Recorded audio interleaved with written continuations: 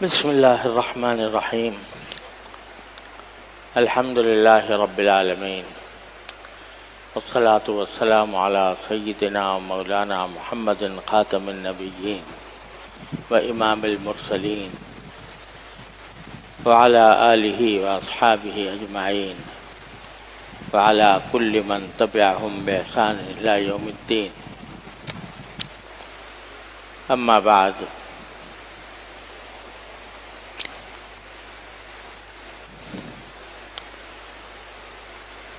میں نے عرض کیا تھا کہ جس طرح ہمارے ظاہری اعضاء کے کچھ اعمال ہیں جو فرض ہیں، جن کا کرنا ضروری ہے، جیسے نماز، روزہ، زکوٰۃ، حج، اسی طرح کچھ اعمال ایسے ہیں جن کا تعلق ہمارے باطن سے ہے، دل سے ہے. ان کا حاصل کرنے کی کوشش کرنا، یہ بھی فرائض میں سے ہے. ان میں سے ظاہر ہے کہ بس چند دن باقی ہیں رمضان کے، ان سب کا بیان تو مشکل ہے، لیکن اختصار کے ساتھ میں سب کا کچھ تھوڑا تعارف کرانا چاہتا ہوں، تاکہ اللہ تبارک و تعالی ہمیں ان کو اختیار کرنے کی توفیق عطا فرمائے اور ان کی جو ضد ہے، یعنی جو اعمال حرام اور ناجائز ہیں، ان سے بچنے کی توفیق عطا فرمائے. آواز آ رہی ہے؟ صحیح سمجھ میں آ رہی ہے؟ مجھے گونج لگ رہی ہے، بہت گونج بہت ہے بھائی. کوئی ہے یہاں پر؟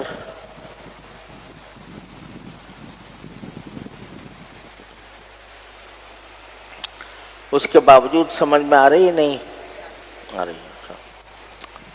تو ان میں سے ایک عمل جس کا میں نے ذکر کیا تھا وہ تو تھا اخلاص، جو ہر کام کے لیے ضروری ہے. کوئی عمل بغیر اخلاص کے اللہ تعالیٰ کے ہاں قبول نہیں ہوتا، اور بسا اوقات انسان دھوکے میں رہتا ہے کہ میں یہ عمل کر رہا ہوں، نیکی کا کام کر رہا ہوں، لیکن طبیعت میں اخلاص نہیں ہوتا. اس کے نتیجے میں جو کچھ کرنے کی توفیق ہوئی ہے وہ بھی اکارت ہو جاتی ہے. اللہ بچائے. تو اس میں ایک بات تو میں بیان کرنے سے رہ گئی تھی، اس وقت عرض کر دیتا ہوں کہ اللہ تعالیٰ نے ہمیں کسی بھی ایسے کام کا مکلف نہیں فرمایا جو ہماری وسعت اور طاقت سے زیادہ ہو. لا یکلف اللہ نفسا الا وسعها. لہذا اصل اعتبار اخلاص میں یہ ہے کہ میں نے یہ کام کیوں شروع کیا، اس کا ابتدائی محرک کیا تھا. اگر وہ محرک ٹھیک ہے، اللہ تعالیٰ کی رضا جوئی ہے، اللہ تعالیٰ کی خوشنودی حاصل کرنا ہے، اللہ تعالیٰ کے حکم پر عمل کرنا ہے، محرک موٹو کسی کام کا وہ اگر درست ہے تو اخلاص حاصل ہو گیا الحمدللہ. بیچ میں بعض اوقات کچھ وسوسے آ جاتے ہیں، شوائب آ جاتے ہیں، اعتبار ان کا نہیں ہے. اگر آئیں تو بس استغفار کر لے آدمی دل ہی دل میں. جیسے نماز جب شروع کی تو کس لیے شروع کی؟ عبادت کی غرض سے، اللہ تعالیٰ کو راضی کرنے کے لیے، اللہ تعالیٰ کے حکم پر عمل کرنے کے لیے شروع کی. اب پڑھتے پڑھتے خیال آ گیا فلاں مجھے دیکھ رہا ہے، تو یہ حالت، یہ اچھا ہوگا، یہ مجھے سمجھے گا کہ نمازی ہے، اگر نفلیں پڑھ رہا ہے تو خیال آئے گا کہ بھئی یہ دوسرا آدمی جو مجھے دیکھ رہا ہے یہ مجھے اچھا سمجھے گا یہ عبادت گزار آدمی ہے. یہ جو وسوسہ آ گیا اس کی وجہ سے ہم یہ نہیں کہیں گے کہ اخلاص ختم ہو گیا، کیونکہ اصل محرک جو تھا، جس مقصد کے لیے کام شروع کیا گیا تھا، وہ اگر صحیح تھا تو محض اس وسوسے کے آ جانے کی وجہ سے وہ اخلاص فوت نہیں ہوگا. لیکن معاملہ چونکہ خطرناک ہے، اس واسطے اگر اس قسم کا کوئی خیال آئے تو اس کو جھٹک دینا چاہیے، اس پر استغفار کرنا چاہیے دل میں، زبان سے بھی کرنے کی ضرورت نہیں، دل میں یا اللہ یہ خیال آ گیا اور اس نے اگر مجھے عبادت گزار سمجھ بھی لیا اس آدمی نے تو مجھے کیا فائدہ. اگر یہ میری تعریف کرے اور میرے مرنے کے بعد بھی تعریف کرے کہ بھئی بڑا وہ عبادت گزار آدمی تھا اور بڑا خوش و خضوع سے عبادت کرتا تھا، تو اگر یہ میری تعریف بھی کرتا رہے تو مجھے کیا ملے گا؟ یہ تعریف کر رہا ہو اعوذ باللہ اور قبر میں میری پٹائی ہو رہی ہو تو کیا ہوگا؟ کیا حاصل اس کا؟ لہذا یہ جو وسوسہ آیا ہے جو غیر اختیاری طور پر آ گیا اس پر اللہ تعالیٰ پکڑ نہیں فرماتے. لیکن اگر یہ زیادہ بیٹھ گیا دل میں اور اس کے اوپر استغفار نہ کیا،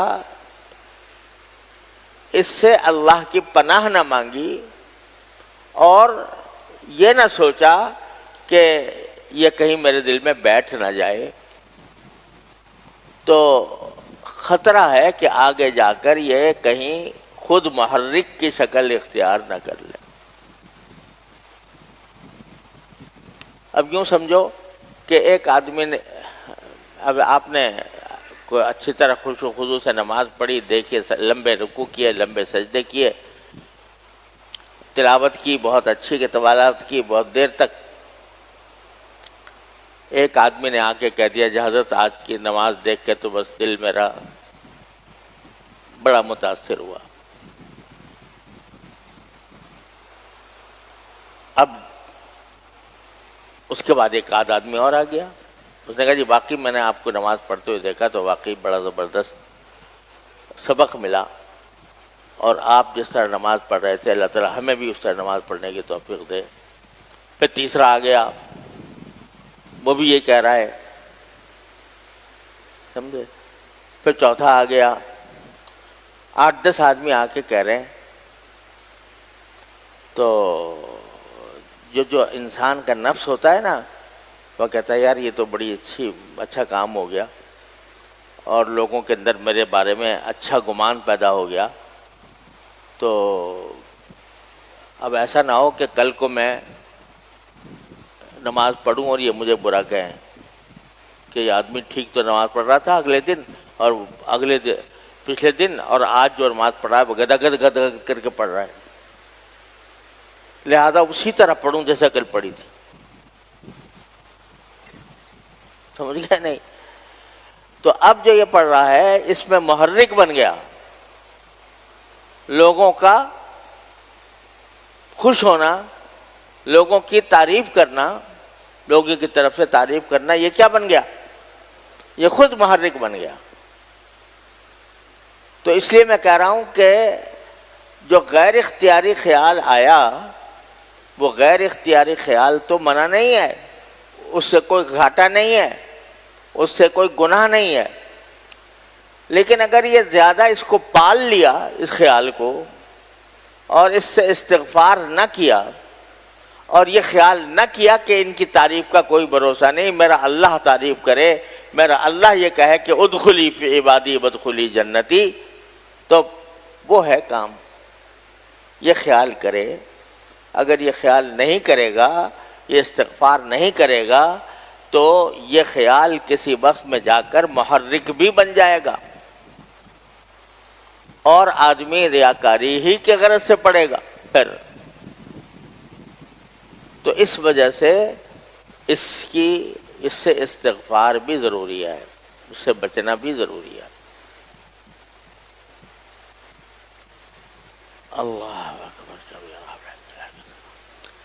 تو ذرا سا آج بیان تو کچھ اور کرنا چاہ رہا تھا، لیکن یہ تکملہ ہو گیا اس لیے ضروری ہو گیا آج اسی کی تھوڑی مزید کر دیتا ہوں کہ بسا اوقات ہم لوگ بہت سے کام اس لیے کرتے ہیں کہ اگر میں نے یہ کام نہ کیا تو لوگ کیا کہیں گے.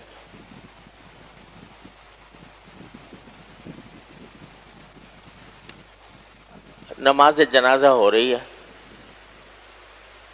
سمجھے نا.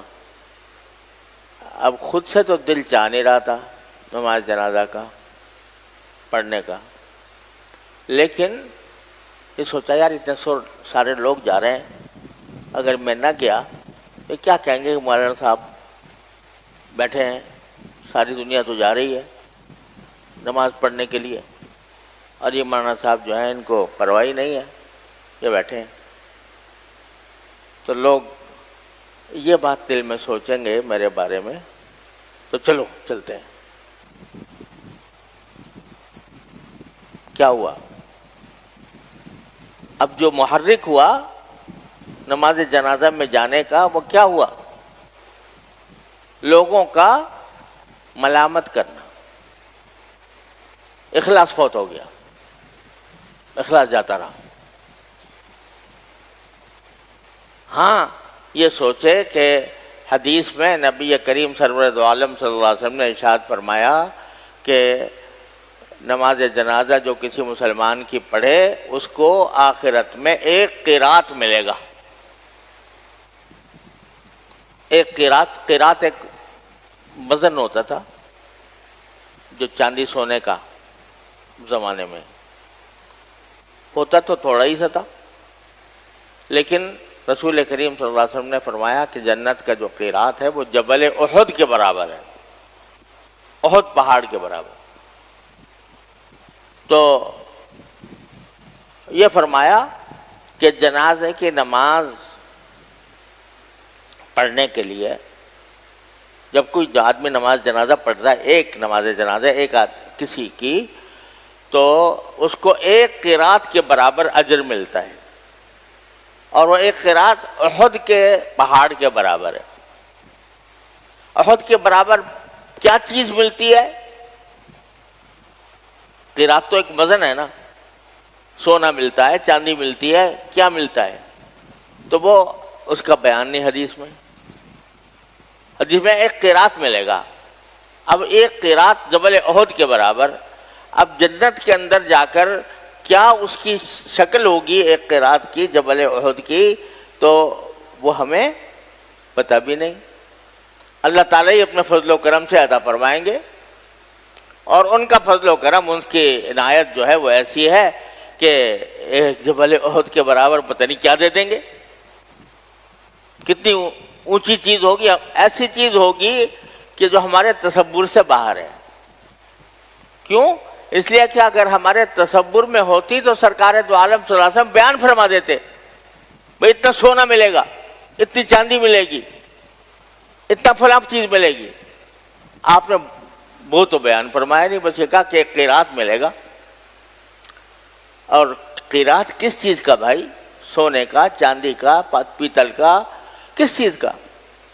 وہ بیان نہیں فرمایا. تو معلوم ہوا کہ وہ ایسی چیز کا قرات ہے کہ جو ہمارے لیے تصور سے باہر ہے، ورنہ تو آپ بیان فرما دیتے.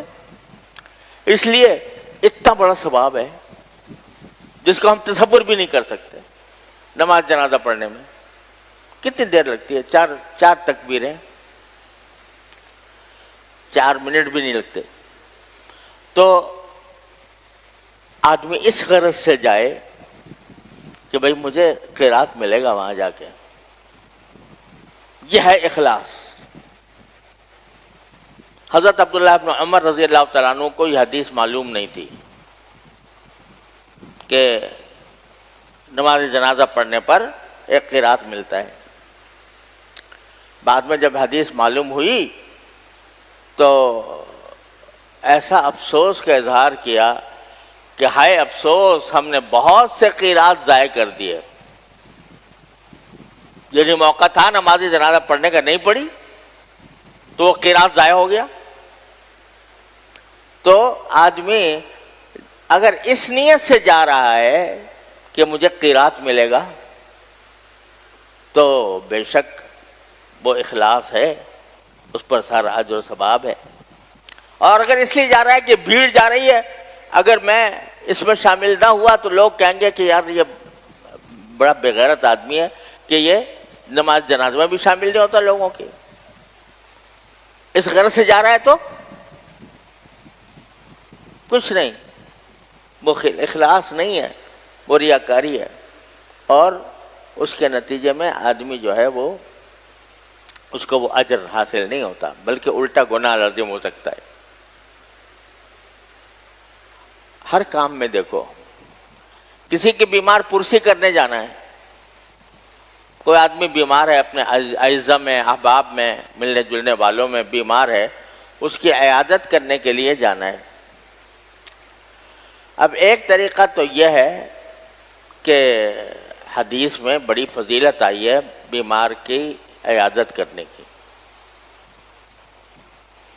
فضیلت یہ آئی ہے کہ اگر کوئی بندہ کسی بیمار کی عیادت کے لیے جاتا ہے تو جب تک وہ عیادت کرتا رہتا ہے یا عیادت کے راستے میں ہوتا ہے تو وہ جنت کے باغ میں ہوتا ہے.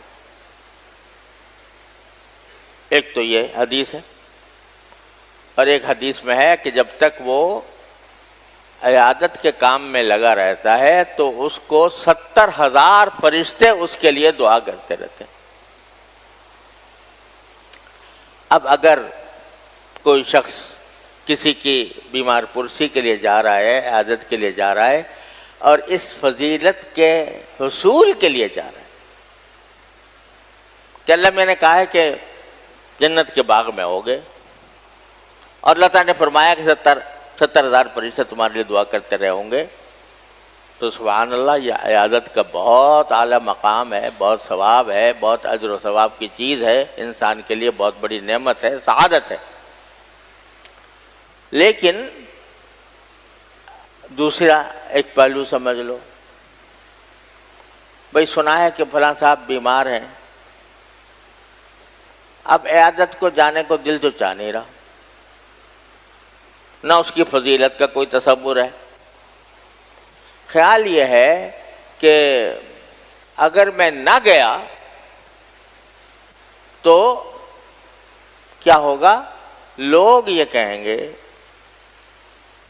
کہ یہ آدمی بڑا ہی بے مروت ہے کہ ان کا ایک عزیز تھا، ان کا عزیز دوست ہے، فلانا ہے، تو اس کے عیادت کو بھی نہ گیا. لوگ یہ کہیں گے. تو نہ دل چاہ رہا تھا جانے کو، نہ دل میں وہ عیادت کا ثواب حاصل کرنے کا ارادہ تھا، کچھ بھی نہیں تھا.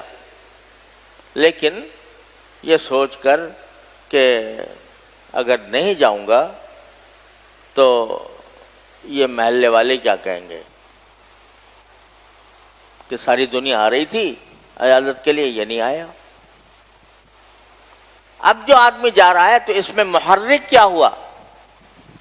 محرک ہوا کسی مخلوق کو راضی کرنا، مخلوق کے اعتراضات سے بچنا. تو وہی عمل ہے، لیکن چونکہ محرک کچھ اور ہو گیا، اس واسطے اس کا ثواب ختم ہو گیا، اخلاص جاتا رہا. تو اس لیے بھائی ہر کام میں دیکھنا چاہیے کہ میں کیوں کر رہا ہوں، یہ کس وجہ سے کر رہا ہوں. اگر اللہ کے لیے کر رہے ہیں تو بس پھر اللہ تبارک و تعالیٰ کے لیے کرو، اور پھر اس کی دنیا میں کوئی اس کا انعام لینے کی تصور میں نہ رہو کہ دنیا میں انعام ملے گا اس کا کوئی۔ اگر کسی کو آپ نے ہدیہ دیا یا صدقہ دیا تو صدقے میں اللہ تبارک و تعالی نے دل میں ڈالا کہ بھئی میں اس غریب کی مدد کر دوں، صدقے کا بڑا ثواب ہے۔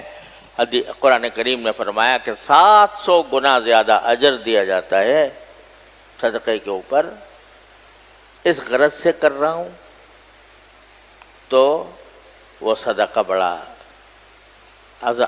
عجیب چیز ہے، بڑھاتا رہتا ہے اللہ تعالیٰ، اس کو بڑھاتا رہتا ہے۔ یمحق اللہ الربا ویربی الصدقات، صدقات کو بڑھاتے رہتا ہے۔ مثل الذین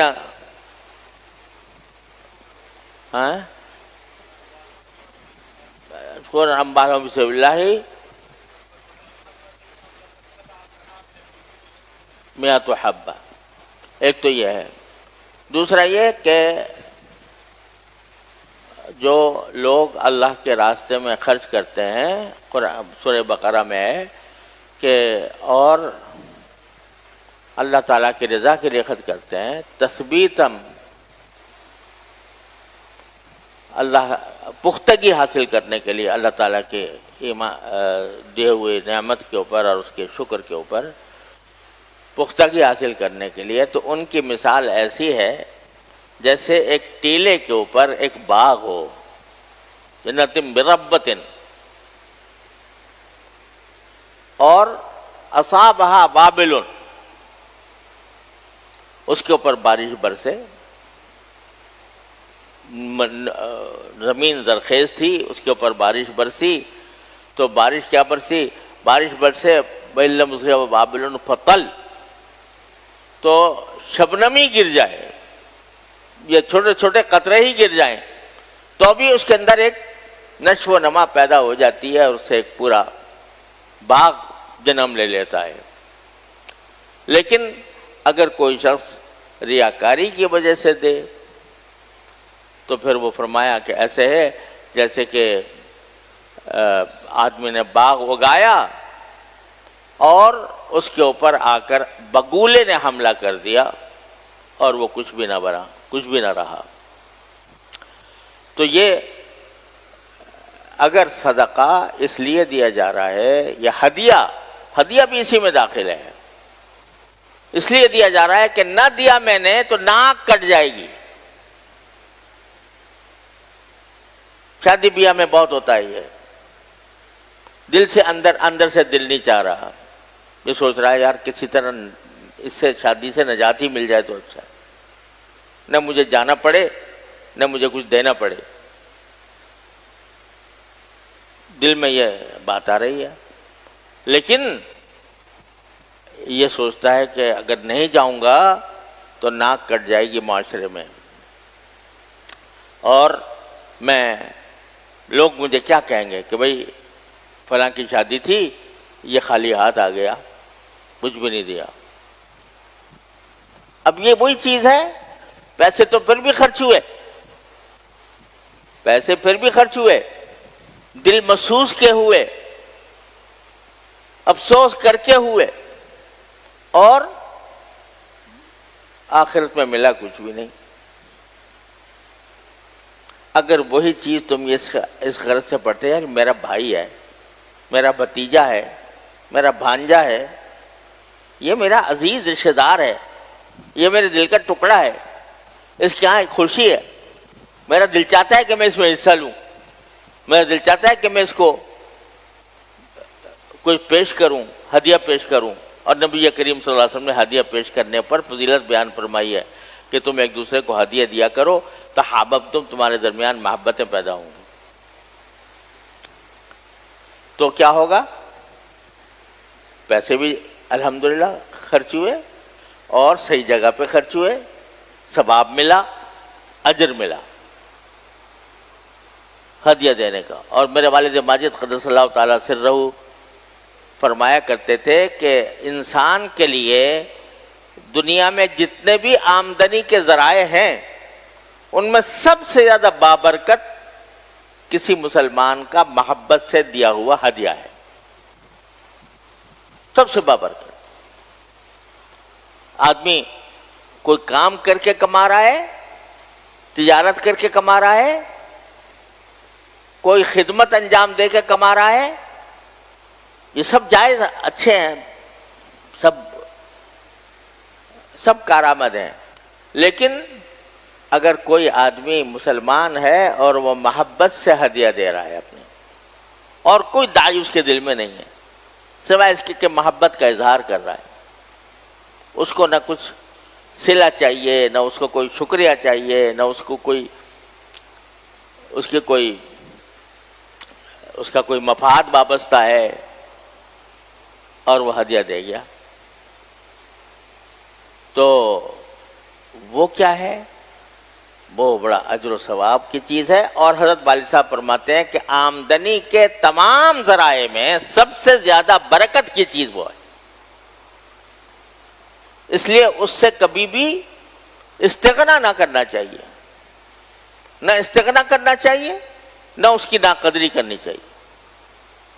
اور یہ فرمایا کرتے تھے کہ حاجی امداد اللہ صاحب مہاجر مکی رحمۃ اللہ علیہ، جو ہمارے یعنی جد امجد ہیں روحانی اعتبار سے، قطب الاقطاب، تو ان کے بارے میں حضرت حکیم الامت قدس اللہ تعالیٰ سرہ فرماتے تھے کہ جب کوئی اللہ کا بندہ ان کے پاس کوئی ہدیہ لے کر آتا،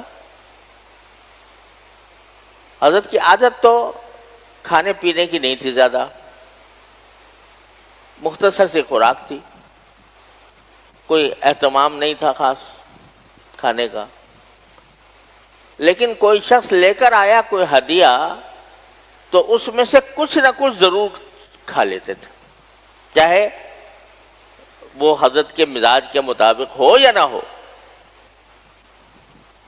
بلکہ کچھ کھا لیا، باقی جو ہے اپنے احباب میں تقسیم کر دیا۔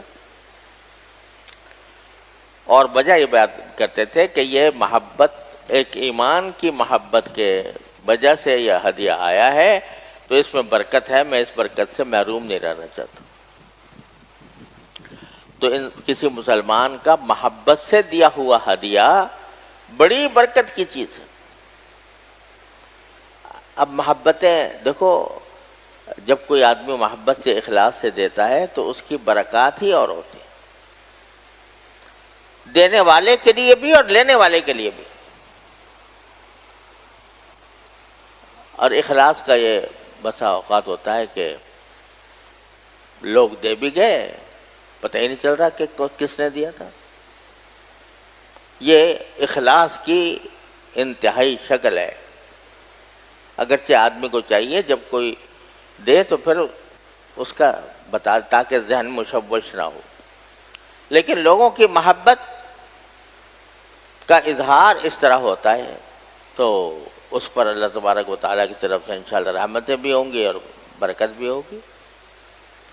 تو جتنے کام ہم دیکھیں، ہم دنیا داری کے جتنے کام کرتے ہیں، بظاہر دنیا داری کے، ان سب میں یا ریاکاری ہوتی ہے یا اخلاص ہوتا ہے۔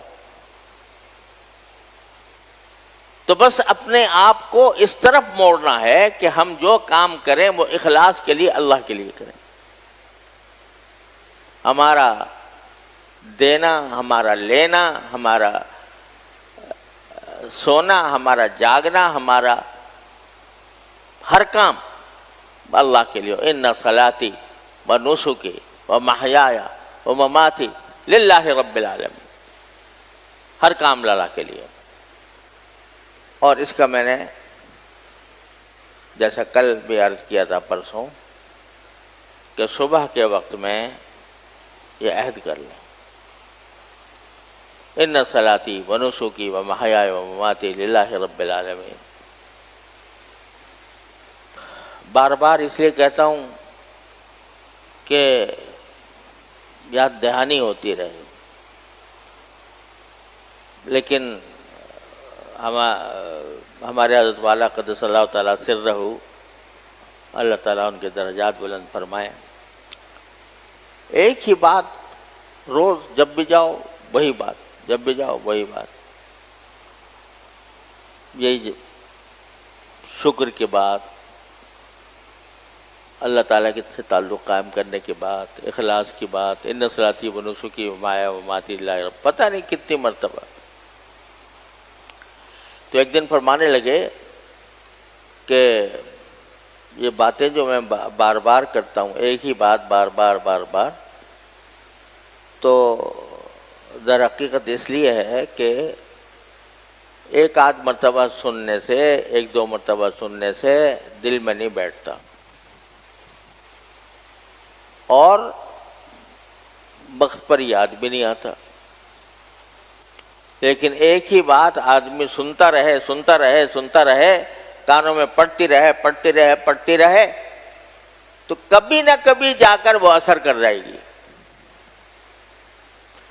اور فرمانے لگے دیکھو قرآن کریم میں ایک ہی بات کتنی عنوان سے، کتنے مختلف طریقوں سے بیان فرمائی ہے۔ کذالک نصرف الآیات لقوم یفقہون، ہم بدل کر مختلف عنوانات سے، مختلف اسالیب سے، مختلف طریقوں سے اپنی نشانیاں، اپنے آیات بیان کرتے رہتے ہیں، تاکہ لوگ بعض جگہ یفقہون، بعض یذکرون۔ تو اس لیے بار بار تو یہ نسخہ بار بار عرض کرتا رہتا ہوں، اس لیے کہ انشاءاللہ جب بار بار پڑے گا ذہن میں اور خیال میں، تو عمل کی بھی انشاءاللہ توفیق ہو جائے گی۔ کیا نسخہ؟ کہ صبح کو فجر کے بعد کہہ لو ان صلاتی و نسکی و محیای و مماتی للہ رب العالمین، اور یہ کہتے وقت صبح سے لے کر شام تک کے تمام کام جو انجام دینے والے ہو اس کا تصور کر لو۔ میں بھی نماز پڑھ کے ناشتہ کروں گا، مثلا ناشتہ کیوں کروں گا؟